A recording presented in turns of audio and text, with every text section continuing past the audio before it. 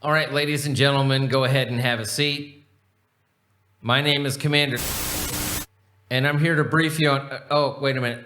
Is there a D class 556 776 734? Are you here? Raise your hand.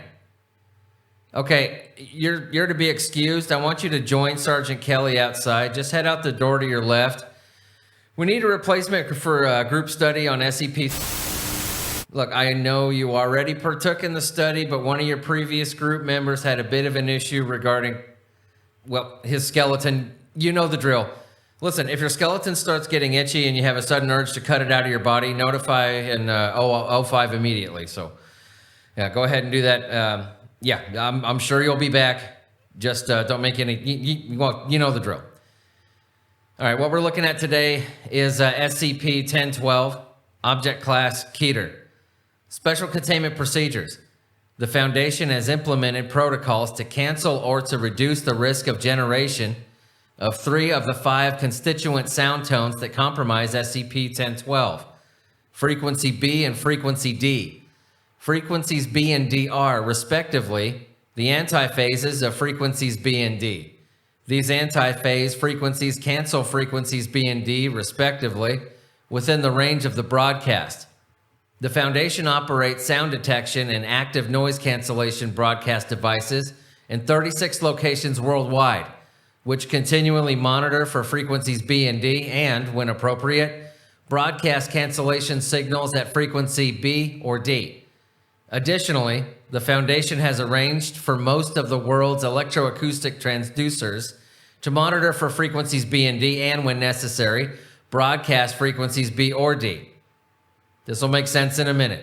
This has been achieved through a combination of inserting design changes into the engineering specifications of most commonly manufactured electroacoustic transducers manufactured since 1988, inserting frequency B, D, or both into the transmission of broadcast media and the encoding of recorded media, including inserting design changes into the engineering specifications of recording appliances so that frequency B and D or both are automatically encoded, and by manipulating the supply frequencies of commercially transmitted and distributed electric power so as to cause sound equipment and other electric appliances to be capable of sympathetically generating frequency B or D. Frequency C. In the wild, most instances of the generation of frequency C had consisted of the whale song, the Svalbard whale. Through Foundation efforts, became extinct in 1982, thereby decreasing the likelihood that the tone would inadvertently be generated in a location near the generation of other constituent tones. All documentation that specifies the constituent sound tones of SCP-1012 is to be kept strictly confidential. Description: SCP-1012 is a chord consisting of 5 sound tones designated frequencies A, B, C, D, and E. The tones of SCP-1012 are frequency A, 415.305 Hertz. Remarks: within range of human hearing, slightly higher than a G sharp. Frequency B, kilohertz. This one is ultrasonic. Frequency C, this one is infrasonic, lower than the range of human hearing, but observable at higher intensities in the form of vibrations. Frequency D, kilohertz. This one is ultrasonic. Frequency E, hertz, within the range of human hearing, but rarely used in the chromatic musical scale. Now, the generation of one or more, but less than all, of the constituent tones of SCP-1012 does not result in anomalous effects.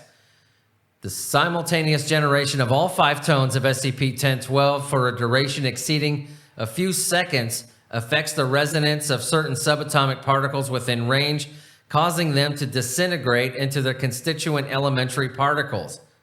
Computer modeling predicts that a generation of SCP-1012 within close proximity of a mass, such as an astronomical body, is likely to result in an uncontrollable chain reaction, resulting in the disintegration of virtually all matter comprising that mass.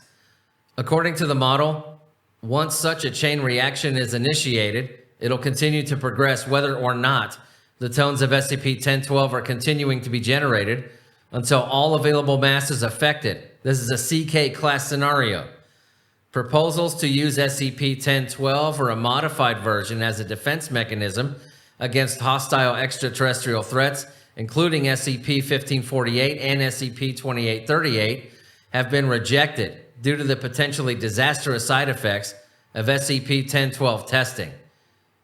Now, under normal conditions, frequency B and D are each substantially higher than the upper frequency limit for mammalian hearing and are therefore inaudible to humans, as well as other animals with a greater range of hearing, such as dogs. However, it has been reported that some humans exposed to strong broadcasts of frequency D experience tinnitus.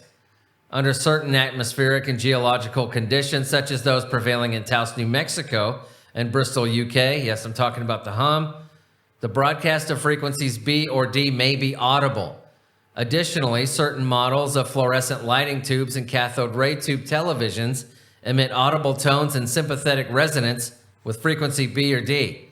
The described result is predicted according to the cosmological model set forth in Foundation Document 8001-2552 KT-1012.